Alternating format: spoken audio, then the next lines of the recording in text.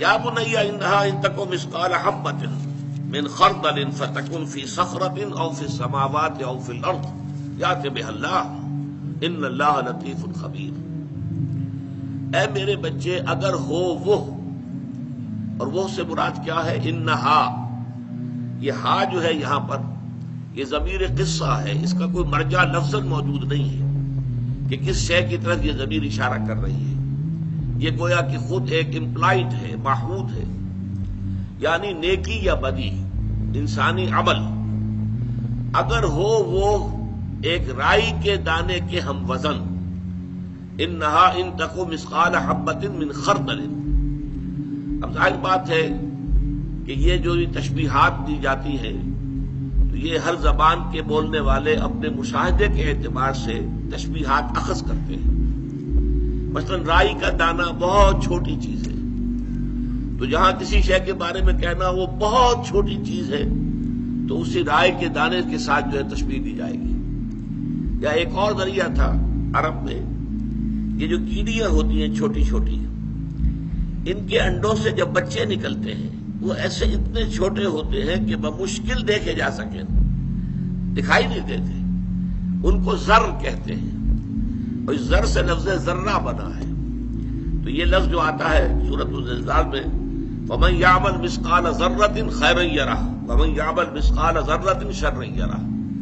مثقال کا لفظ یہاں بھی آیا ہے وہاں بھی آیا ہے، ہم وزن ہونا۔ تو اگر نیکی یا بدی ذرے کے ہم وزن ہو یا رائی کے دانے کے ہم وزن ہو، فَتَكُنْ فِي صَخْرَةٍ، پھر خواہ وہ کسی چٹان میں ہو، کسی پہاڑ کی کوہ میں داخل ہو کر وہ عمل کیا گیا ہو، او فی السماوات، یا وہ آسمانوں میں ہو، فضا کی پہنائیوں میں یا خلا کی وسعتوں میں کہیں وہ عمل کیا گیا ہو، او فی الارض، یا زمین میں سرنگ لگا کر کئی گہرائی میں جا کر وہ کام کیا گیا ہو، یأت بہ اللہ، اللہ اسے لے آئے گا۔ لے آئے گا سے مراد کیا ہے؟ یعنی اللہ تعالیٰ اس کی جزا یا سزا دے گا، اس کا حساب کتاب ہوگا۔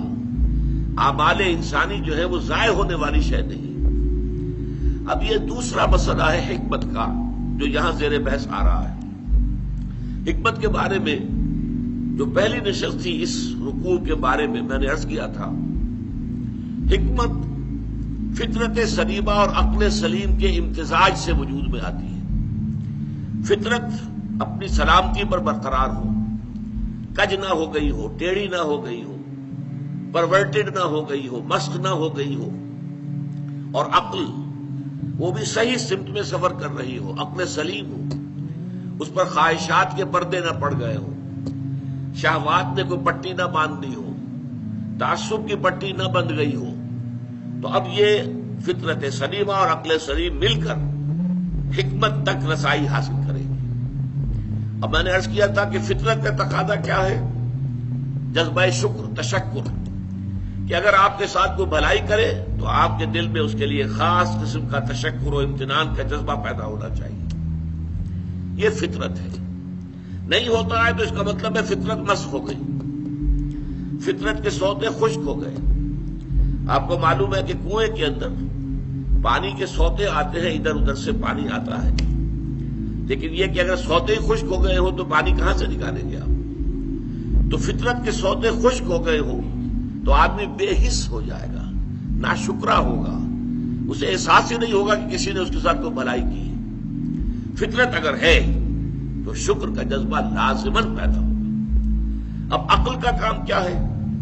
وہ اپنے محسن حقیقی کو پہچانے، میرا اصل منعم کون ہے، اصل محسن کون ہے، میرا خالق کون ہے، میرا رب کون ہے۔ جیسے جیسے میں عرض کر چکا ہوں کہ انسان کے ذہن کا ارتقاء ہوتا ہے، اس کے شعور کا دائرہ وسیع ہوتا ہے، ابتدا میں وہ سمجھتا ہے میرے والدین ہی سب کچھ ہے، وہی پالتے پوستے ہیں، وہی میری تکلیف پر خود تڑپ اٹھتے ہیں، وہی میری ہر ضرورت پوری کرنے کے لیے ہر وقت تیار ہوتے ہیں، وہی مجھے ہر خطرے سے بچانے کے لیے ہر وقت جو ہے آمادہ ہوتے ہیں۔ لہذا وہ جذبہ تشکر صرف ان کی ذات تک جو ہے وہ مرکوز ہوتا ہے۔ پھر جیسے جیسے شعور کا دائرہ وسیع ہوتا ہے، کنبہ، قبیلہ، خاندان، ملک، قوم، پھر یہ پوری کائنات یہ ہوائیں جو چل رہی ہیں اور یہ سورج کی جو تمازت اور حرارت ہے، ان سب سے جو ہے ہماری فصلیں پکتی ہیں، بارشیں ہوتی ہیں۔ گویا کہ یہ ربوبیت کا ہمارا سب سے بڑا ذریعہ یہ ہے۔ یہی وجہ ہے کہ آپ کو معلوم ہے کہ پوری دنیا میں مشرکانہ نظام جہاں بھی رہے ہیں، سورج کو ایک بہت بڑے دیوتا کی صورت حاصل رہی ہے، اس کو حیثیت حاصل رہی ہے، سورج دیوتا۔ یہ کہ معلوم ہو گیا کہ ہماری تو ساری جو وجود ہے اس زمین میں بسنے والوں کا، اس کی ساری جو تقاضے ہیں وہ سورج کے ذریعے سے پورے ہوتے ہیں۔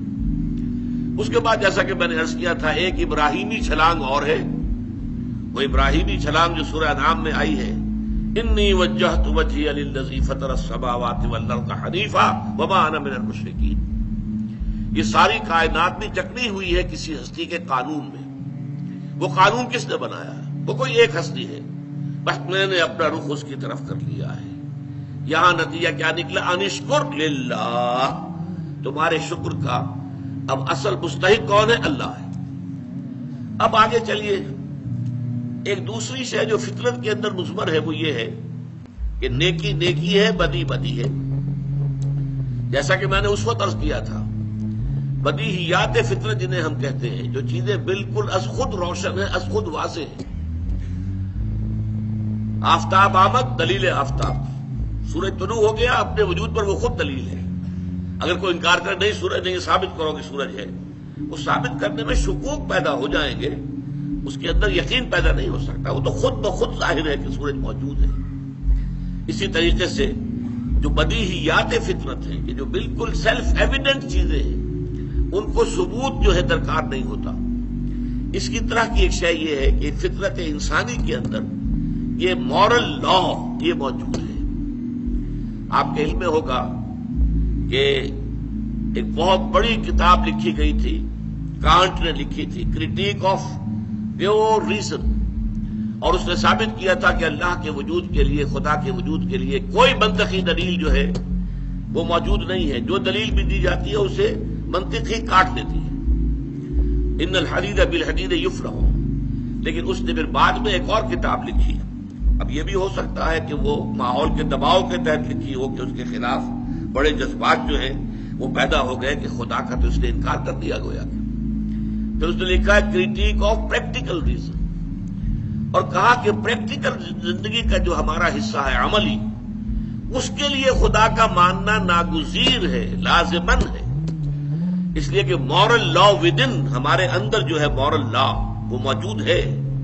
دی starry heavens above and the moral laws within, ہمارے سروں کے اوپر یہ جو ستاروں بھرا آسمان ہے یہ اللہ کے وجود پر شاہد ہے۔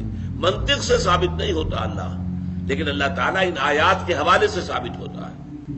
اور مورل لا ودن، یہ مورل لا کہ خیر خیر ہے، شر شر ہے، نیکی نیکی ہے، بدی بدی ہے، اچھائی اچھائی ہے، بھلائی بھلائی ہے، برائی برائی ہے۔ اس میں بھی اگر کوئی شخص ثابت کرنا مطالبہ کرے، ثابت کرو، ثابت کرو کہ سچ بولنا اچھا ہے، ثابت کرو کہ جھوٹ بولنا برا ہے، تو اس بحث کے اندر تو الجھ تو جائیں گے، بات حل نہیں ہوگی۔ اس لیے کہ یہ چیزیں ہیں فطرت کی بدیہیات میں سے۔ اپنے سر ذرا جھکاؤ، اپنے دل کو ٹٹولو، اپنے باطن میں جھانکو، اپنے من میں ڈوب کر پا جا سراغ زندگی، اور اس کے بعد تمہیں اگر معلوم ہو کہ واقعی بات صحیح ہے، خیر خیر ہے، شر شر ہے، نیکی نیکی ہے، بدی بدی ہے۔ آج کل تو آپ کو معلوم ہے کہ ایک مقولہ عام بھی ہے، نتھنگ از گڈ اور bad, only thinking makes it so. یہ بہت بڑا گویا کہ اخلاق کے تمام نظام کو تلپٹ کر دینے والا قول ہے۔ نہ کوئی خیر خیر ہے، نہ کوئی شر شر ہے، یہ تو ہمارے سوچنے سے ہم نے سوچ لیا کہ یہ خیر ہے اور ہم نے سوچ لیا کہ یہ شر ہے، گویا کہ یہ سب کچھ ہماری سوچ کا نتیجہ ہے۔ معاذ اللہ معاذ اللہ، یہ پورے نظام کو تلپٹ کر دینے والا، اخلاقیات کی جو ہے جڑیں کھود دینے والی بات ہے۔ لیکن یہ اس وقت عام طور پر لوگوں کی زبان پر یہ جملہ ہوتا ہے، نتھنگ از گڈ اور bad, only thinking makes it سو۔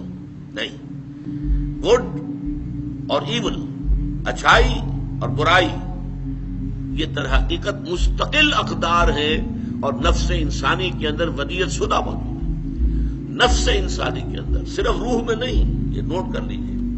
اس لیے کہ قرآن مجید کی ایک عظیم سورت جو ہے والشمس وضحاها، اس کا مرکزی مضمون یہ ہے وَنَفْسٍ وَمَا سَوَّاهَا فَأَلْهَمَهَا فُجُورَهَا وَتَقْوَاهَا افلح من زکاہا وقد خاب من دساہا، یہ مرکز ہے اس کا، یہ عمود ہے۔ شاہد ہے وہ نفس یا قسم ہے اس نفس کی، اور جو اللہ نے اس کو بنایا، سنوارا، تصفیہ کیا، اسے درست کیا، نک سکھ سے درست کیا، اور پھر اس میں الہامی طور پر فجور اور تقوی کا علم کہ یہ بات اچھی ہے، یہ بری ہے، یہ تقوی کی بات ہے اور یہ فجور اور فسوق کی بات ہے، یہ ہم نے الہامی طور پر ودیت کر دیا۔ اچھا، پہلی بات تو یہ ہو گئی، یہ تو ہے فطرت کی بات۔ اب عقل کی بات آتی ہے اس میں۔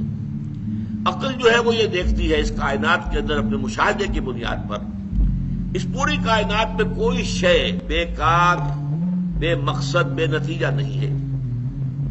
گھاس کے ایک تنکوں کے بھی آپ نہیں کہہ سکتے کہ یہ بیکار ہے، ہر شے کا اپنا ایک فنکشن ہے۔ یہ کیڑیاں جو ہے یہ بھی کوئی فنکشن جو ہے وہ پورا کر رہی ہیں۔ ہر شے، ہر مخلوق، چھوٹی بڑی، ہر شے کا کوئی نہ کوئی جو ہے نتیجہ ہے، نتیجہ خیز ہے۔ کار عبث یہاں نہیں ہے۔ ربنا ما خلقت ھذا باطلا، پروردگار تو نے یہ سب کچھ بیکار پیدا نہیں کیا ہے۔ افحسبتم انما خلقناکم عبثا وانکم الینا لا ترجعون، کیا تم نے سمجھا ہے کہ ہم نے تمہیں عبث پیدا کیا، بیکار پیدا کیا؟ نہیں۔ جب کائنات میں کوئی شے بیکار نہیں تو یہ نیکی اور بدی کا جو سلسلہ ہمارے اندر موجود ہے، اس کا نتیجہ ہمیں اس دنیا میں نکلتا نظر نہیں آتا۔ نیکوکاروں کے لیے بس اوقات تکالیف ہیں، مصائب ہیں، مشکلات ہیں۔ سچ بولیے، ہو سکتا ہے کہ آپ کو جیل جانا پڑے، اور جھوٹ بولے تو آپ جیل جانے سے بچ سکتے ہیں۔ آپ اگر کوئی کلمہ خیر کہتے ہیں، ہو سکتا ہے ریزنٹمنٹ ہو، شدید جو ہے آپ کے خلاف رد عمل آئے۔ اگر کسی کو کسی بات پر ٹوک دیتے ہیں، غلط بات پر، تو پھر تو یہ ہے کہ اپنی عزت بچا کر وہاں سے جانا شاید مشکل ہو جائے۔ اور دنیا کے اندر جن کے کوئی اسکروپلز نہیں ہے، کوئی اصول نہیں ہے، کوئی اسکروپلز نہیں ہے، کوئی اصول نہیں ہے، بلکہ یہ کہ داؤ جو لگ جائے، جس وقت لگ جائے، جس طور سے لگ جائے، داؤ لگاؤ۔ حلال حرام، غلط صحیح، جائز ناجائز، اس سے کوئی بحث نہیں۔ وہ عیش کر رہے ہیں، دندناتے پھر رہے ہیں، ان کی آج کل عزت بھی ہے، جانتے بھی ہیں کہ ان صاحب کے پاس جو رقم آئی ہے یہ سب کی سب اسمگلنگ کی ہے، یا ان کے پاس جو دولت نظر آ رہی ہے یہ سب ہیروئن کی ٹریڈ کی ہے، لیکن پھر بھی عزت انہیں کی ہے، سلام انہیں کو کیا جاتا ہے۔ نیکوکاروں کے لیے یہاں پر 2 وقت کی سوکھی روٹی مشکل ہے۔ لہذا معلوم ہوا کہ اس اعتبار سے، مورل لا کے اعتبار سے، یہ دنیا نامکمل ہے۔ فزیکل لا کے اعتبار سے یہ مکمل ہے۔ آپ سنکھیا کھائیں گے، مر جائیں گے، لیکن آپ کسی یتیم کا مال ہڑپ کر جائیں گے، کچھ بھی نہیں ہوگا۔ معلوم ہوا مورل لا یہاں افیکٹو نہیں ہے، نتیجہ خیز نہیں ہے، اس کے نتائج نہیں نکل رہے۔ حالانکہ عقل کا تقاضا یہ ہے کہ گندم از گندم بے رویت، جو سے جو، گندم سے گندم پیدا ہونی چاہیے، جو سے جو پیدا ہونی چاہیے۔ یہ کیسے ہو گیا کہ بھلوں کے لیے تکالیف اور مصائب، مصیبتیں، اور جو کسی بھی اخلاقی اصول کے پابند نہیں، ان کے لیے عیش، آرام، ان کے لیے دنیا میں عزت، وقار، سربلندی، یہ کیوں ہے؟ یہ کیسے ہے ایسا؟ واقعہ یہی ہے۔ لہذا کوئی اور دنیا ہونی چاہیے جس میں اس مورل لا کے تقاضے پورے ہوں۔ یہ ہے وہ سارا فطرت اور منطق کا اور عقل کا ارتباط جس سے معاد کا تصور ابھرتا ہے کہ یہ دنیا جو ہے فزیکل لاز کے اعتبار سے مکمل ہے، نتیجہ خیز ہے۔ فزیکل لاز، آپ انگارہ رکھیے اپنی زبان پر، زبان جل جائے گی۔ آپ نے جھوٹ بولا، جھوٹی قسم کھائی، زبان پہ چھالا تک نہیں نکلے گا۔ پھر وہی بات میں دوہرا رہا ہوں، فزیکل لاز کے اعتبار سے دنیا مکمل، اس کے نتائج ظاہر ہو جاتے ہیں، لیکن مورل لاز کے اعتبار سے نامکمل۔ لہذا کوئی اور عالم ایسا ہونا چاہیے کہ وہ اللہ کہ جو عادل ہے، قائم بالقسط ہے، جو انصاف کرنے والا ہے، وہ در حقیقت پھر ہر ایک کو جو اس کا حق ہے، حق بحقدار رسید والا معاملہ کرے، نیکوکاروں کو وہاں پر بدلہ ملے، ان کے لیے خلعتیں ہیں اور ان کو جنتوں کے اندر رکھا جائے۔ لیکن یہاں پر آپ دیکھیں گے، نوٹ کیجئے، چونکہ میں نے یہ بیان کیا تھا کہ حضرت لقمان نہ نبی تھے نہ نبی کے پیروکار تھے، لہذا یہاں پر معاد کا جو بنیادی فلسفہ ہے وہ تو آ گیا ہے، لیکن معاد کے ضمن میں بعث بعد الموت، حشر و نشر، حساب اعمال، پل صراط، جنت اور دوزخ، اس کا کوئی ذکر نہیں ہے، اس لیے کہ یہ چیزیں وہ ہیں جو نبوت کے ذریعے معلوم ہوتی ہیں، یہ صرف عقل سے معلوم نہیں ہو سکتی۔ فطرت اور عقل دونوں کے امتزاج سے جو حکمت وجود میں آتی ہے وہ ادھر تو اشارے کر دیتی ہے کہ نہیں، انسانی اعمال ضائع ہونے والی شے نہیں ہے، لازماً نتیجہ نکلنا چاہیے، لازماً نکلنا چاہیے، لازماً نکلنا چاہیے، اور کوئی عمل خواہ کتنا ہی چھوٹے سے چھوٹا ہو ضائع نہیں ہوگا۔ یا بنی انہا ان تکو مثقال حبۃ من خردل، اے میرے بچے، خواہ نیکی اور بدی وہ ہو ایک رائی کے دانے کے ہم وزن، فتکن فی صخرۃ او فی السماوات او فی الارض، پھر وہ کسی چٹان کے اندر وہ عمل کیا گیا ہو، یا کہیں آسمانوں میں، کہیں فضاؤں میں، خلا کی پہنائیوں میں اور وسعتوں میں کیا گیا ہو، اور یا یہ کہ زمین کے پیٹ میں گھس کر کیا گیا ہو، اللہ اسے لے آئے گا۔ ان اللہ لطیف خبیر، یقیناً اللہ لطیف ہے، نہایت باریک بین ہے، اس کی نگاہ سے کوئی شے چھپی ہوئی نہیں ہے، وہ باخبر ہے، ہر شے کا جاننے والا ہے۔ یہ ہے حکمت لقمانی کا دوسرا اہم حصہ۔ پہلا، انشکر للہ، اور اللہ تعالیٰ کی شکر کا تقاضا کیا ہے؟ لا تشرک باللہ، اللہ کے ساتھ شرک مت کرنا، ان الشرک لظلم عظیم۔ وہ بھی فطرت انسانی اور عقل سلیم، ان دو کے امتزاج سے وجود میں آنے والے نتائج تھے۔ اسی طرح اب یہ معاد کا اجمالی تصور، یہ تفصیلی نقشہ نہیں ہے، جیسا کہ میں نے بارہا آپ کو سنایا حضور کا ایک خطبہ، اب حضور ایک نبی کی حیثیت سے خطبہ دے رہے ہیں، واللہ لتموتن کما تنامون ثم لتبعثن کما تستيقظون ثم لتحسبن بما تعملون ثم لتجزون بالاحسان احسانا وبالسوء سوءا وانها لجنة ابدا او لنار ابدا۔ خدا کی قسم تم سب پر موت طاری ہو جائے گی جیسے کہ روزانہ رات کو سو جاتے ہو، اور پھر تم سب ایک روز اٹھا لیے جاؤ گے جیسے کہ روزانہ صبح کو بیدار ہو جاتے ہو، پھر تمہارا حساب کیا جائے گا، محاسبہ ہوگا تمہارے اعمال کا جو کچھ کہ تم کر رہے ہو، اور اس کے بعد تمہیں بدلہ ملے گا۔ تجزون بالاحسان احسانا، بھلائی کا بھلا بدلہ ملے گا، وبالسوء سوءا، اور برائی کا برا بدلہ ملے گا، اور وہ بھلا بدلہ کیا ہے؟ وانھا لجنۃ ابدا، وہ جنت ہے ہمیشہ ہمیشہ کے لیے، او لنار ابدا، یا پھر جہنم ہے ہمیشہ ہمیشہ کے لیے۔ یہ تفاصیل جو ہے یہ در حقیقت وحی کے ذریعے سے معلوم ہوتی ہے، یہ وحی کے ذریعے سے محمد الرسول اللہ صلی اللہ علیہ وسلم کے علم میں آئی، اور محمد الرسول اللہ صلی اللہ علیہ وسلم نے لوگوں کو آگاہ کیا۔ محض حکمت کی بنیاد پر یہ تفاصیل علم میں نہیں آ سکتی، لیکن ایک بات موٹی جو اس کا اصل لب لباب ہے کہ انسانی اعمال ضائع ہونے والی شے نہیں ہے، ان کے نتائج نکل کر رہیں گے، اور چھوٹے سے چھوٹا عمل بھی ضائع نہیں ہوگا، خواہ وہ نیکی کا ہو خواہ بدی کا۔ ومن یعمل مثقال ذرۃ خیرا یرہ ومن یعمل مثقال ذرۃ شرا